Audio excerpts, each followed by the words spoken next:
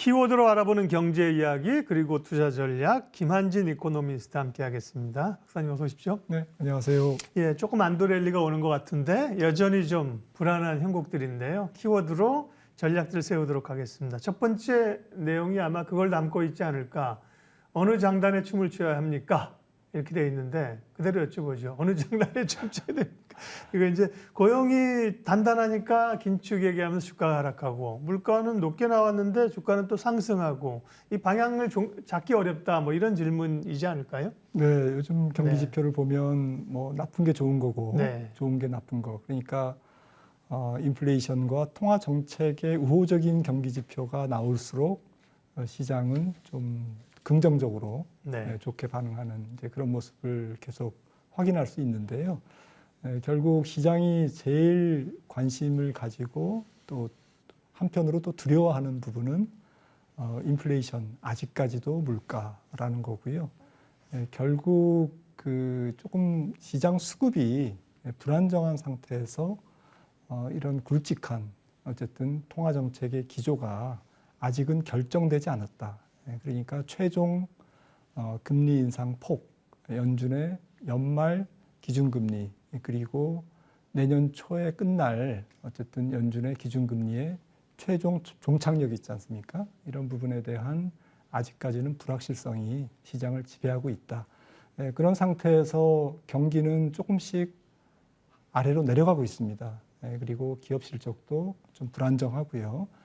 그러다 보니까 여러 가지 펀더멘탈, 가장 근원이 되는 펀더멘탈, 경기 쪽에서 뭔가 주가를 든든히 이렇게 지원해주고 있지 못하는 양상이다 보니까 변동성이 당연히 클 수밖에 없는 상황인 것 같습니다. 변동성을 측정하는 게 이제 변동성 지수인데요. 간밤에 한 미국 기준입니다. 2% 정도 떨어졌지만 31이니까요. 이게 한 사실 뭐 20대 초 중반까지는 내려와야 안정권이지 않겠습니까?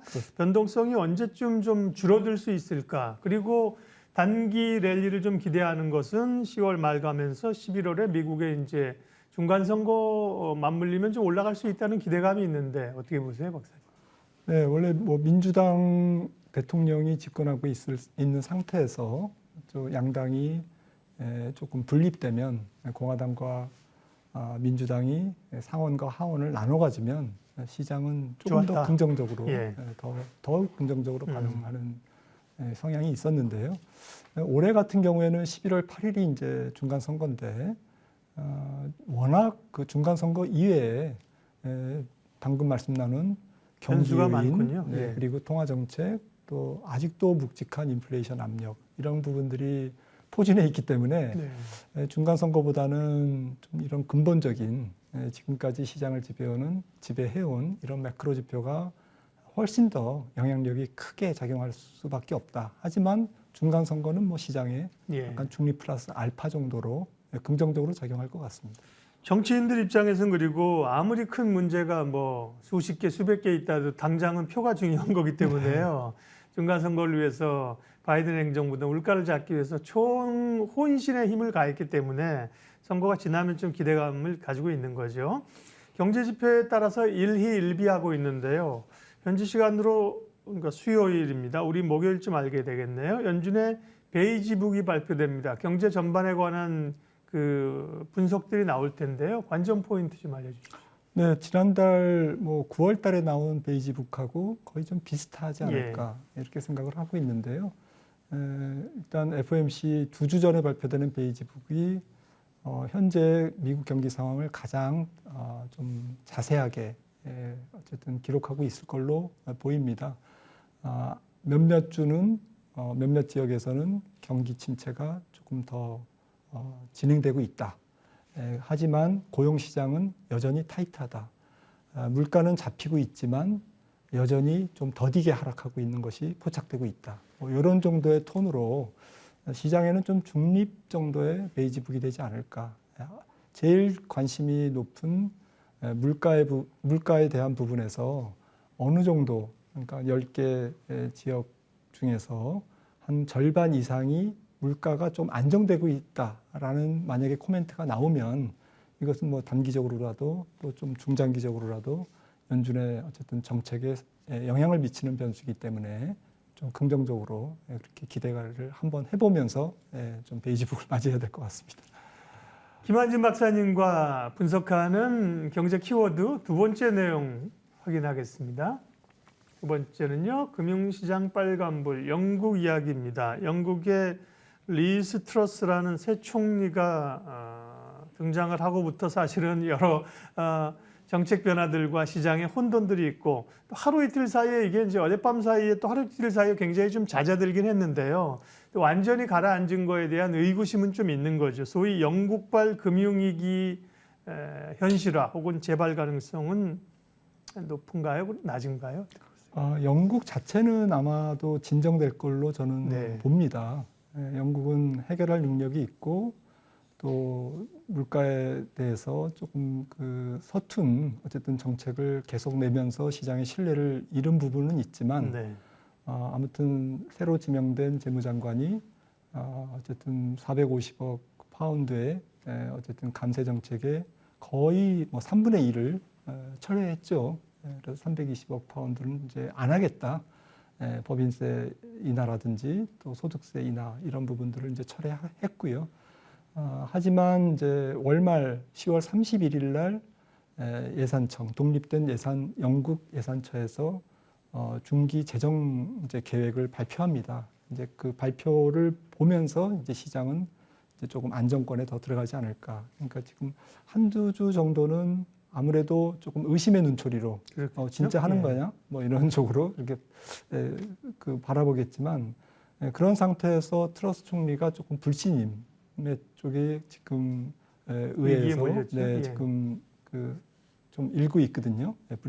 불신이 많이 그런 측면에서 좀 10월 말까지는 영국 전체의 어쨌든 어수선한 분위기에 의해서 파운드화가 바로 이제 반등을 한다든지 좀 안정을 찾기는 어렵고 일단은 급한 불은 끈 상태에서 서서히 뭐 위기의 중심에서부터 영국은 좀 벗어나지 않을까.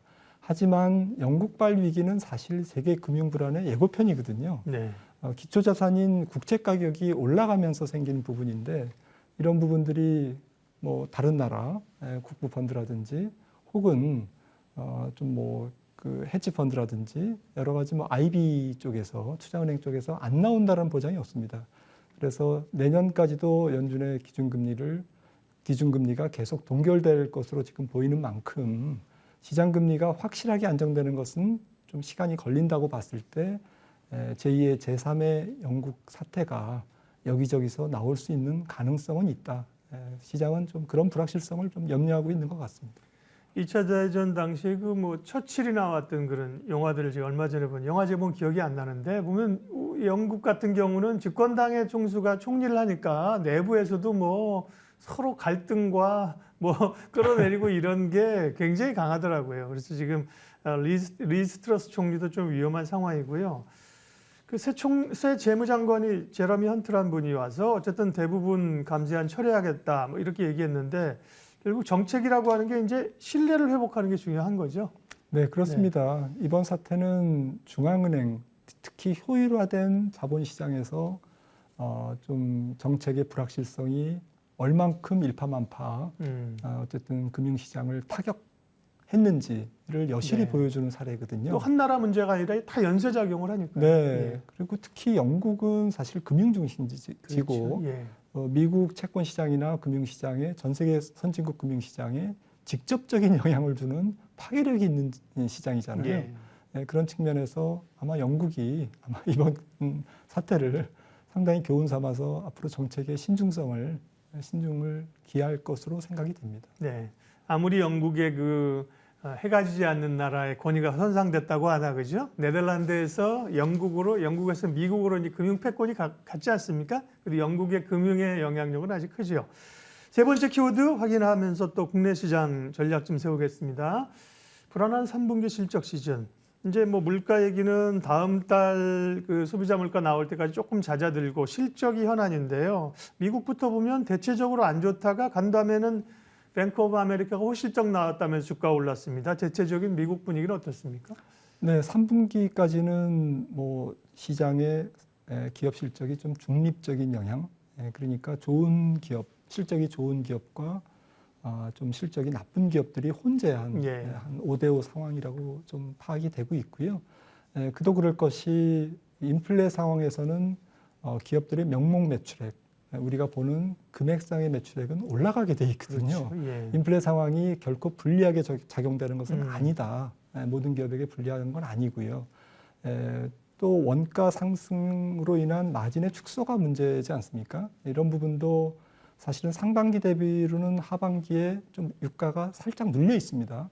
한 120불 같던 배럴당 120불에 달했던 유가가 지금 한 85불 이렇게 내려와 있고 또 소비자 휘발유 가격도 조금 안정돼 있는 상태고 그런 상태가 전반적인 기업들이 아직까지는 원가 상승의 압박을 받고는 있지만 다만 이제 3분기까지는 네. 이라고 말씀하셔서 그 부분이 좀 걸립니다. 네, 3분기까지는 그래도 좀 버티는 기업들, 네. 뭐 인건비 감축이라든지 내지는 뭐 생산성 향상 이런 자구 노력을 네. 통해서 이익을 조금 방어하는 기업들이 꾸역꾸역 방어하는 기업들이 많다라는 이제 반증을 저희가 이제 확인할 수 있고요. 네.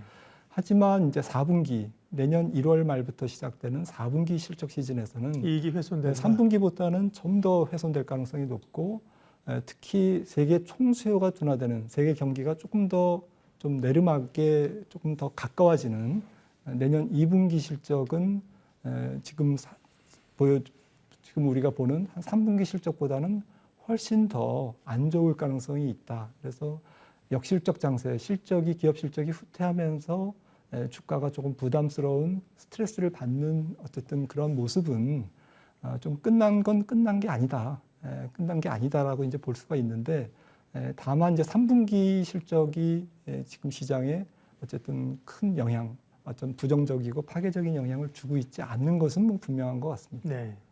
국내 기업 실적은 어떨까요? 국내도 지금 3분기 실적이 컨센서스가 나온 거 보면 뭐 감익들을 하고 있는 상황인데 삼성전자는 잠정 실적의 어닝 쇼크 수준의 수준이 나왔는데 주가는 밀리지 않고 오히려 뭐 또 좀 반등하기도 해서 부정적인 실적과 그에 따른 주가 해석을 달리해야 되는 투자자들의 고민이 있습니다. 네, 내년도 전체가 뭐 실적이 좀 후퇴하는 또 경기가 안 좋은 국면인 거는 분명하나 말씀 주셨듯이 삼성전자, 자동차, 또 철강 이런 PR은 뭐 지금 3배에서 한 5배 사이 이미 주가가 반영하고 있다라는 거거든요. 네. 그리고 국내적으로도 반도체 실적이 지금 안 좋게 나오고 있고 이런 부분들은 결국 감산으로 이어지면서 반도체 사이클을 조기에 돌아가게 할 수 있는, 반등시킬 수 있는 그러한 반작용의 요인으로 지금 잠복하고 있기 때문에 삼성전자의 주가는 하방 경직성은 어느 정도 확보되어 있는 상태에서 연말까지 조금 기술적인 랠리에 동참하지 않을까 이런 정도로 생각하고 있고요. 미국 같은 경우에도 3분기 EPS가 좀 떨어지고 또 앞으로 12개월 향후 EPS를 본격적으로 하향 조정하고 있지만 주가는 앞으로 이익이 한 10% 정도 감익될 것을 이미 반영하고 있거든요. 그래서 PER도 S&P 500 PER이 15.5배까지 지금 내려와 있고요.